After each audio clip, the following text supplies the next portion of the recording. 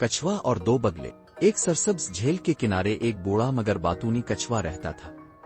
वो सारा दिन इधर अलिफादेर चलता, पानी में डुबकियां लगाता और झील में रहने वाले दूसरे जानवरों को अपनी ना खत्म होने वाली कहानियां सुनाता। इसके सबसे अच्छे दोस्त दो बगले थे, जो रोज आकर उसकी बातें सुनते मगर अक्सर सोचते कि ये कछवा आखिर चुप क्यों नहीं होता। एक दिन झील सूखने लगी। बगलों ने कछवे से कहा, दोस्त, हमें कोई और जगह ढूंढनी होगी, यहाँ रहना मुश्किल हो जाएगा। कछवा घबरा गया, अरे मैं तो पानी के बगैर जिंदा नहीं रह सकता, मुझे भी अपने साथ ले चलो। बगलों ने सोचा और फिर एक तरकीब सूझी।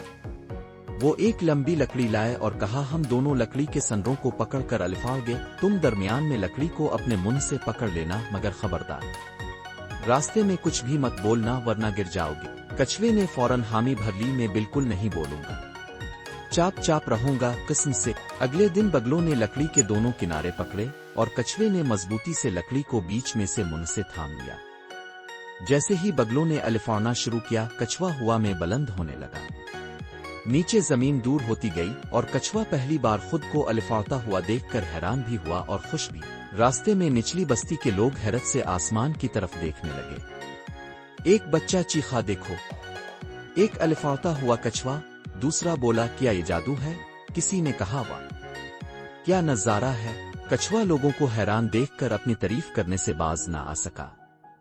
इसने फखरिया लहजे में कहा, ये सब मेरी बस। जुमला मुकम्मल होने से पहले ही वो लकड़ी छोड़ बैठा और सीधा नीचे धड़ाम से जमीन पर आ गिरा। बगलों ने सर पकड़ लिया, हमने कहा था ना चाप रहो, मगर तुम्हारी जुबान को कौन रोक सकता है। कछवा जमीन पर पड़ा अपना खौल सहलाते हुए कराहने लगा, हाय मेरी जुबान, ये ना होती तो मैं आज आसमान में ही होता। सबक बाज औकात चुप रहना सबसे बड़ी अक्लमंदी होती है, वरना नुकसान खुद ही अलिफाटेना पड़ता है।